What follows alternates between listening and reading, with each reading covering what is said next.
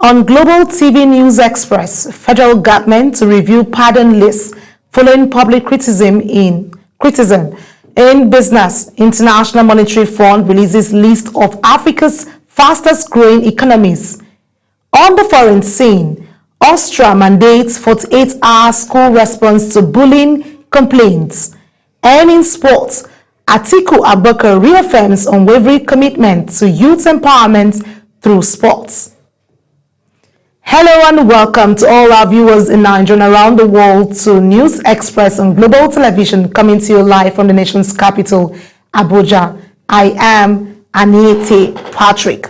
A quick reminder that Global Television is on DSTV channel 365 and on Star Times channel 276. Now the news in full. There were indications that some names on the presidential pardon list approved by the Council of State as presented by the Attorney General of the Federation, Prince Lateef Fagbemi's son, may be dropped. The development comes amid growing public outcry over the inclusion of certain high-profile and violent offenders among those pardoned by President Bola Tinubu. The presidential pardon, usually granted to mark national occasions, was also meant to decongest prisons and promote reconciliation. Professor Josh Amopitan has pledged to conduct a comprehensive audit of the Independent National Electoral Commission (INEC), focusing particularly on logistics used during the 2023 general elections. Amopitan made the commitment during his screening before the Senate Committee of the Whole following President Bola Tinubu's request for the nominee to be confirmed by the Red Chamber. He said the review would help identify the Commission's operational challenges and provide practical solutions in collaboration with relevant stakeholders.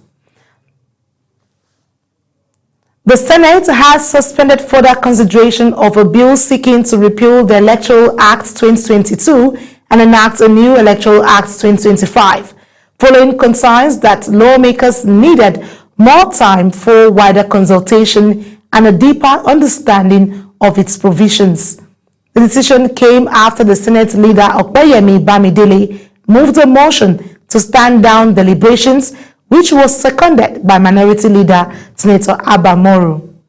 Bamidele said it is not an appropriate time for the upper chamber to proceed into an executive session on such a far-reaching bill.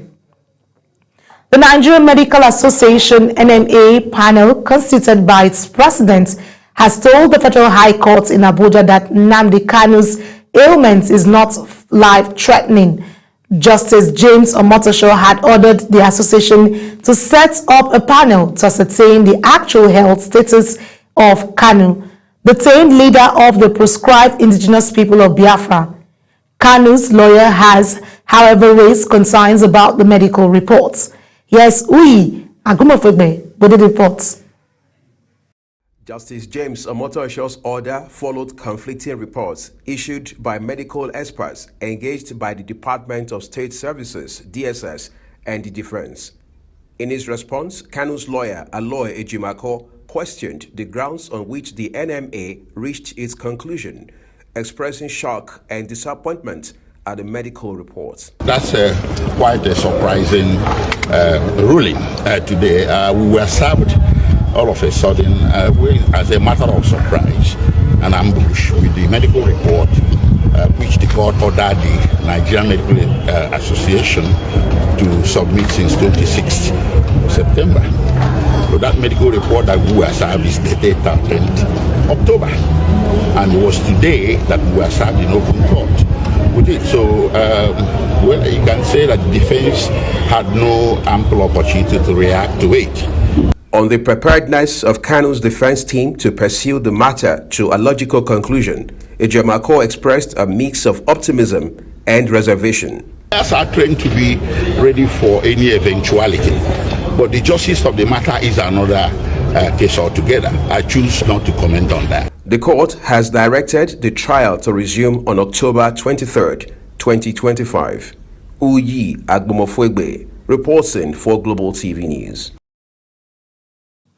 It was a solemn atmosphere at the National Assembly as the House of Representatives held a valedictory session in honor of the late former Speaker Agunwa Anakwe, whose body laid in state at the foyer of the complex.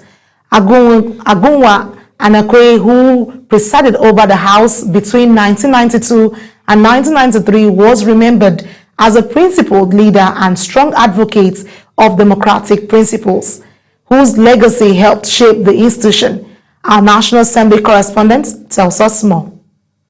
Speaker of the House, Tajuddin Abbas, described the session as a rare honor reserved for individuals whose contributions left an enduring mark on Nigerians' democratic development. From colleagues, including Deputy Speaker Benjamin Kalu, former Kano State Governor Rabiu Kwankwaso, former Minister of Labour Chris Ngigi, and former Speaker Yakubu Dogara, joined members in paying glory tributes, noting his humility, integrity, and dedication to national service. Members also urged that his name be immortalized in recognition of his selfless service to the nation. His tenure, though brief, remained a reference point in our democratic evolution. In him, we find the example of a presiding officer who understood that the House of Representatives is not merely a gathering of politicians. Thank the Honorable House for giving us this very good opportunity to honor our colleague, our friend. Whilst we ask the federal government to name a national monument after this former speaker, this amiable speaker, this indefatigable officer of the Federal Republic, he will be remembered by the things he handed out to others and by the lives he touched. And for us to remember him, I believe the best way that we can sustain and each his legacy. Responding on behalf of the family, his daughter, Ijoma Obiagu, expressed profound gratitude to the House for celebrating her father's life and contributions. In these very difficult and trying times, we are comforted by the very kind words that have been said about him today. It tallies with the memories that we have of him as a father. The House commiserated with his family, the people of Anambra State, and Nigerians at large over his passing in July at the age of 68, as the late Speaker's final rites are set to take place at his country home in Anambra State.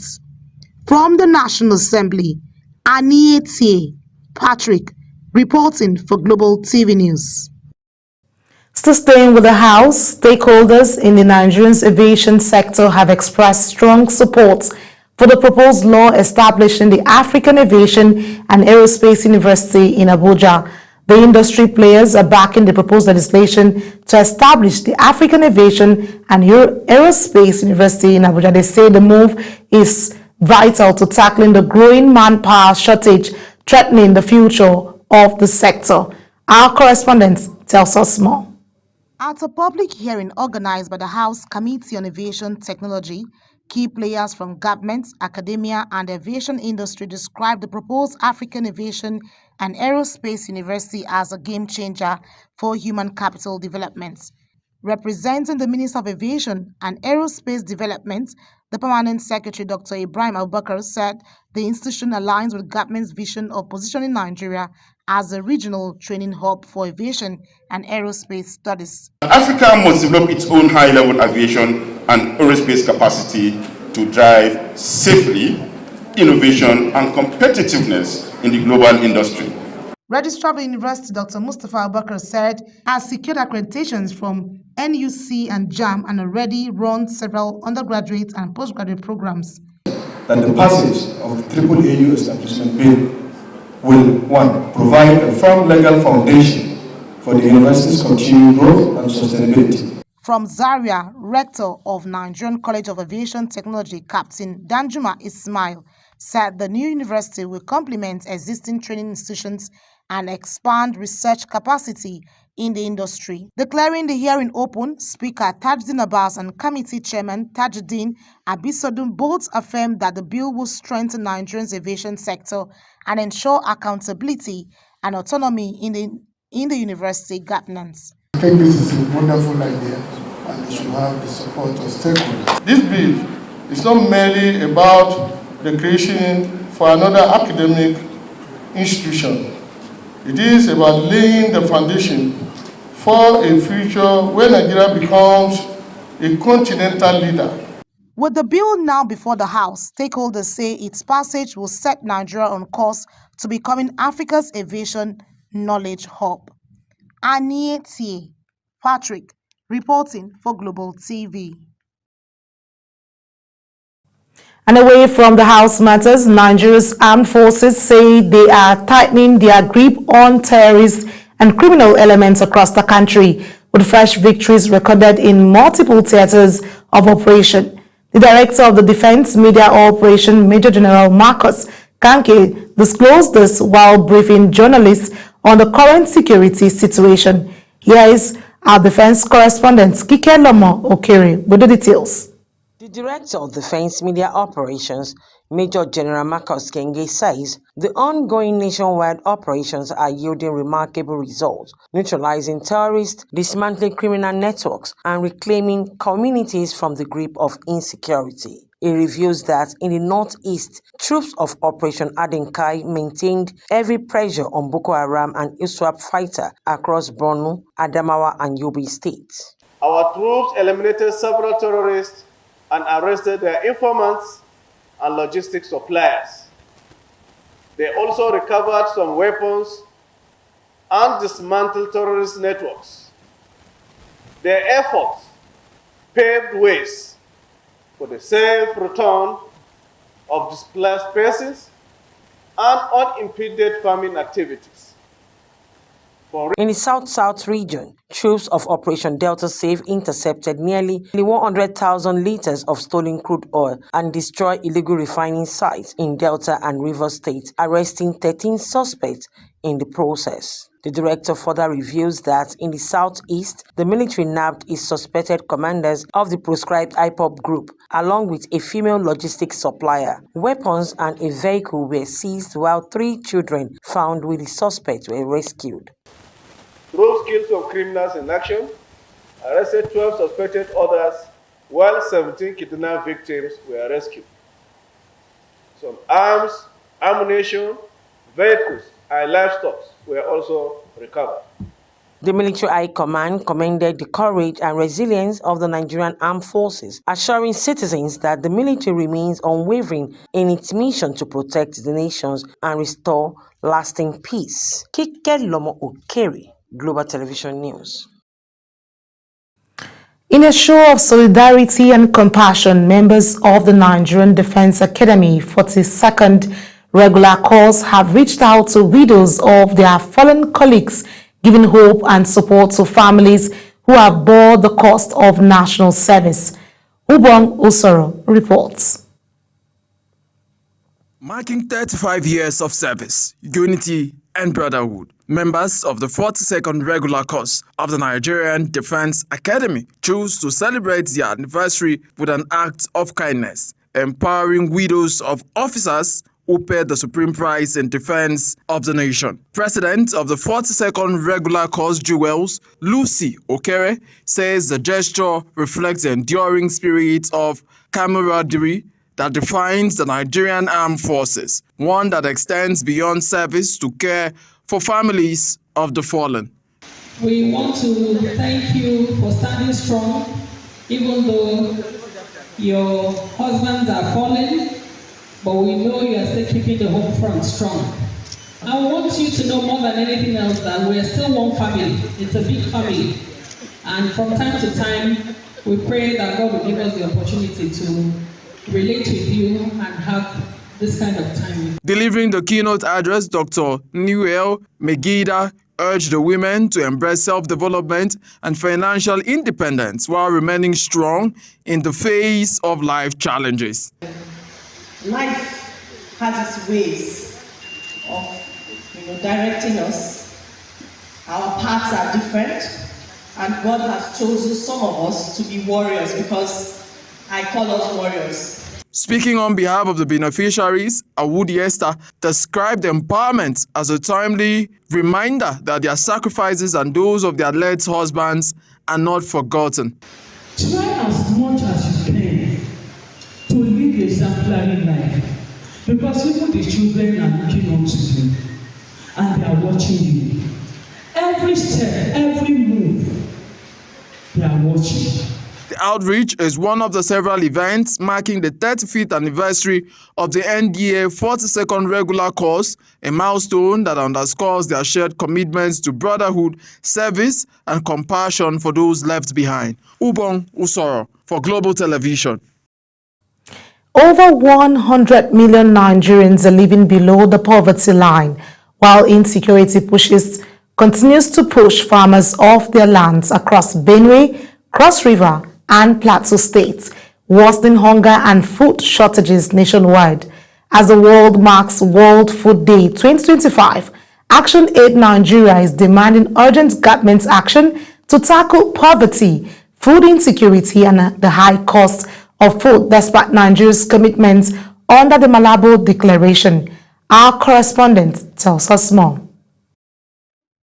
Speaking at a press briefing in Abuja, ActionAid Nigeria's country director Andrew Mamedu warned that Nigeria's food and poverty crisis has reached a breaking point, especially with insecurity across Benue, Plateau, and Cross River states, which has crippled food production, leaving once thriving farming communities deserted.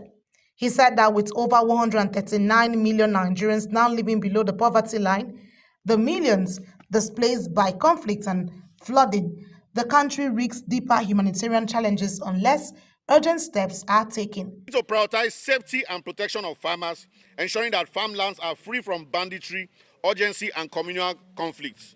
We need to allocate at least 10% of national budget at the national level, at the federal level, at the state level. We need to allocate at least 10% due to as a result of the Maputo Declaration, which we are signatory of.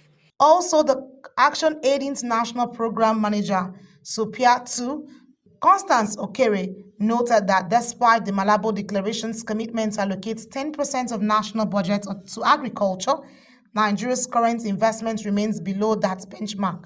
In different areas, including everything when I don't talk here. One of the key things where they don't look into again is investment in agriculture. Why many of the countries, including Nigeria, never reach that 10%? There are still some small gain and progress. But we still, they say, as una talkam, they could not do as una talkam. The 2025 food inflation rate stands at 21.87%. It continues to push the prices of basic food items beyond the reach of ordinary Nigerians. Farmers stress that poverty and hunger are inseparable, calling for strengthened social protection and increased support for smallholder farmers, especially women and youth. As a farmer from the community, we are really faced with a lot of challenges that we who do the production cannot really say if there is increase in production, because some of our farmlands is not in use. So how do you tell me there is increase when where I usually farm before, I am no longer farming there? As Nigeria joins the rest of the world to mark World Food Day, the message from ActionAid is clear. Ending hunger begins with protecting farmers, investing in people, and ensuring every Nigerian can afford a decent meal. Annie T. Patrick, reporting for Global TV News. You're watching the live broadcast of News Express. When News Express returns, International Monetary Fund releases list of Africa's fastest growing economies. Details coming shortly, plus business and sports stories on the other side of this bulletin. Please stay with us.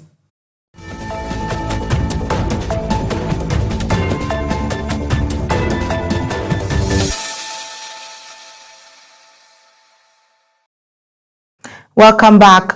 In business, the International Monetary Fund, IMF, says Nigeria is not among Africa's fastest growing economies, as countries such as Benin Republic, Cote d'Ivoire, Ethiopia, Rwanda, and Uganda continue to lead the continent's growth trajectory in the world. The director of the IMF's Africa's Department,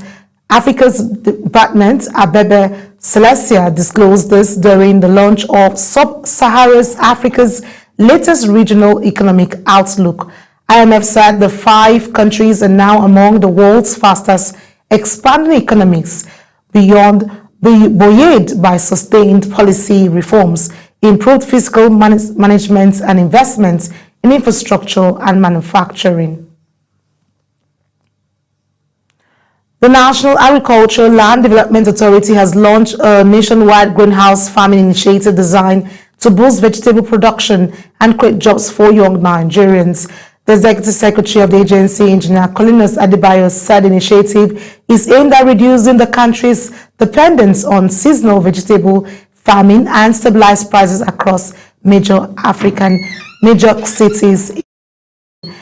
And to some foreign stories, Australian schools will soon be required to respond to bullying complaints within 48 hours as part of sweeping reforms aimed at tackling what experts have described as a national crisis.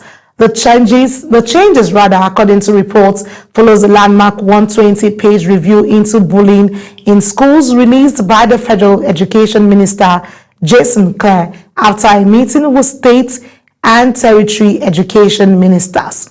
The review made up of 1,700 submissions from students, parents, and educators called for a uniform national standard to ensure faster responses to bullying, trauma-informed training for teachers, and improve accountability measures. The World Health Organization has made a sounding alarm about the cholera outbreak that began in the middle of last year, which continues to claim lives across Sudan. The Federal Ministry of Health had earlier reported 120,496 cases and 3,368 deaths nationwide. The World Health Organization warned that at 2.8%, the fatality rate is nearly 3 times the emergency threshold. And the United States President Donald Trump has indicated that he authorized covert CIA action against Venezuela. Trump's comments have triggered outrage from leftist Venezuelan leader Nicolás Maduro, who has since ordered military exercise following a fresh U.S. strike on an alleged drug boat in the Caribbean. Well, let's tell you some stories happening in the world of sports. Aspirations intensify for the 27th Nigerian University Games. NUGA 2025, Brunel Consulting has reaffirmed its commitment to advancing sports and infrastructure development in Nigerian universities.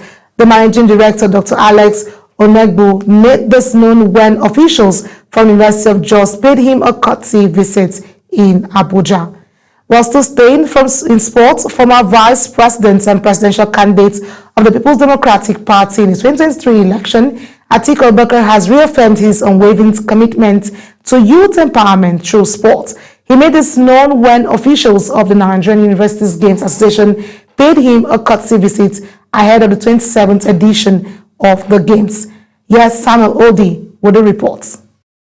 As Nigeria prepares for the 27th Nigerian University Games billed to host over 11,000 student-athletes from 220 universities, including the American University of Jos, the momentum is building towards what promises to be one of the most exciting university sporting events in recent years.